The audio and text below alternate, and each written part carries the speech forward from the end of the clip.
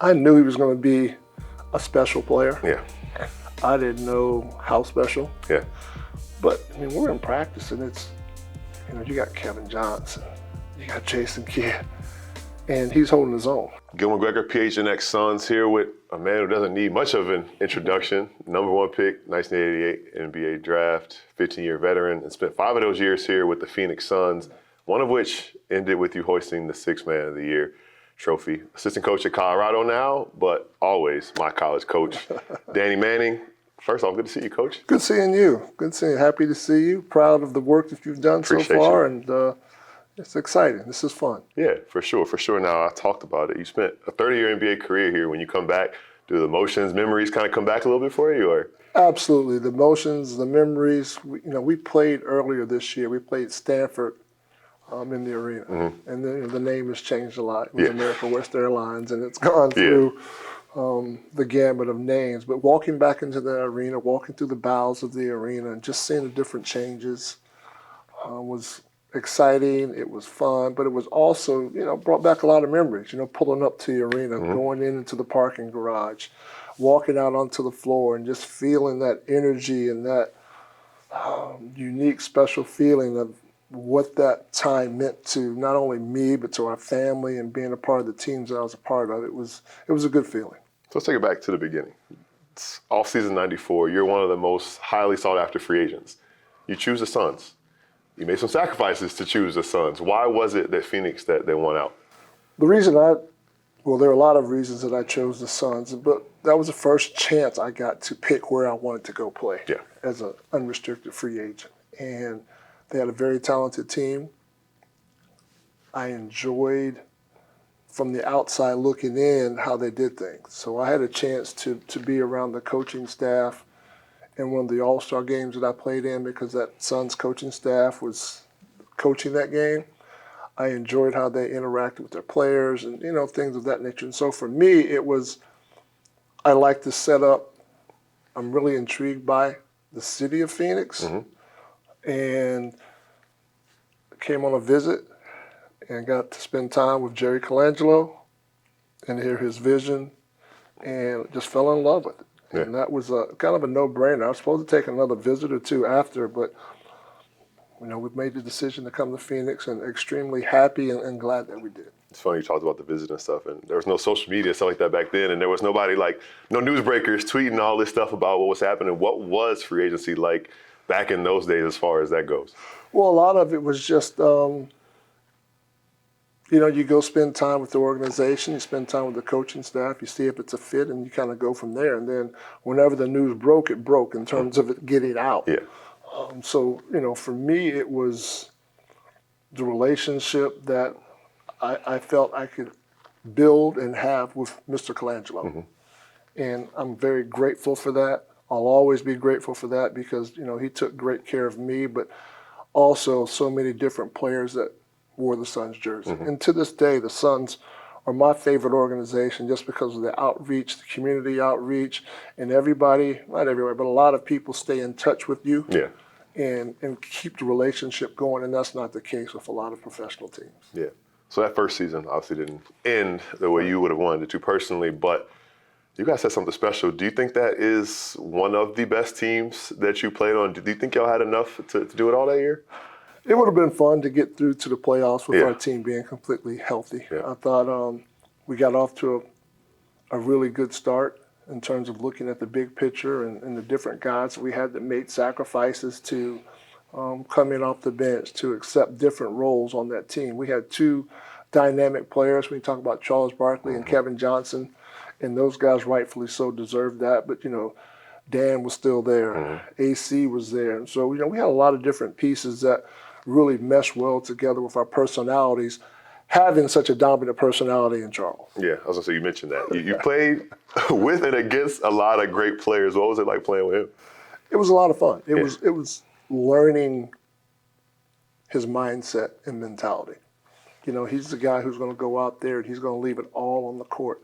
But he's also the guy, you go into the locker room, he might have a vacuum up the locker room, just because that's just who he was. And so he did so many good things for you on the court. And off the court,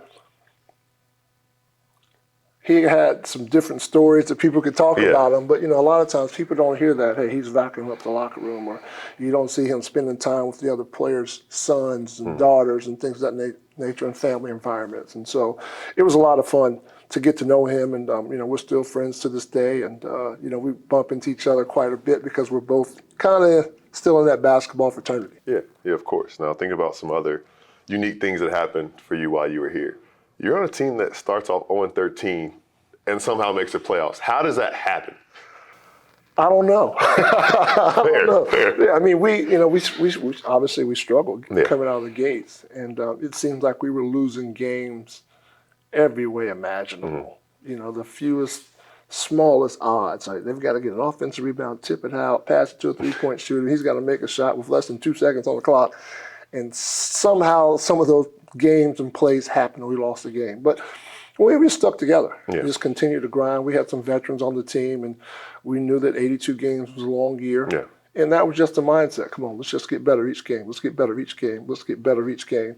And everyone settling into their roles and accepting their roles was something that was also important. You said you had a lot of veterans on that team. There's a rookie on that team, Canadian kid from Santa Clara. Did you see anything from him that made you believe that one day he would be a 2-time MVP? I knew he was going to be a special player. Yeah. I didn't know how special. Yeah. But, I mean, we're in practice, and it's, you got Kevin Johnson, you got Jason Kidd, and he's holding his own. Yeah. And it's just like, he's got a chance. Yeah. If he's doing this in practice every day, he's got a chance. And, when Steve finally got his opportunity to shine, he was tremendous. But just every day he would come in and work. Every day he would come in and work and challenge those two guys every day. And I think he also made those guys better too. And so it was really nice to see. And I got a chance to be with him later on in my career. And we would always talk about the Suns days. And, so I think that was a good foundation for him just in learning the league. And then it helped prepare him for his moment. And you talked about people accepting different roles. That next season, you win Sixth Man of the Year. What was it for you that clicked in that reserve role with this team and allowed you to kind of excel at that level? It was a role that the coaches felt I needed to be in and was best for the team. And at that point, it's like, everybody would like to start. Right. You like to start, but if you're not going to start and you get an opportunity to have a role, you want to star in that role. You want to flourish in that role. And so that was just my mindset. I just wanted to have an impact every time I checked into the game and while I was out there on the court. And I played with some very unselfish players. And for me, it also gave me a chance to sit back and watch what was going on, see the flow of the game, see who's playing well offensively, who's playing well defensively. And on the flip side, I'm watching my opponents too. I'm checking in the game, and I maybe know this starting small forward or power forward hadn't come out yet. I got to get out and transition a little bit more. Maybe I can get a couple easy ones, or I got to make an extra effort going to the offensive glass, and maybe I can get a putback or a tip out to give our team another possession. So those are all things that help me out in that six-man role. I'm just trying to study the game and seeing where and how I can have an impact when I check in. And you mentioned after that, some of those extra years after you were in Dallas with Steve Nash, and finished playing in 03, straight into coaching. Did you always know that was going to be your post-playing career move? As I moved through the end of my career, it really started to interest me. There were two reasons for that. One was in the off seasons, I would get a chance to coach my kids' teams.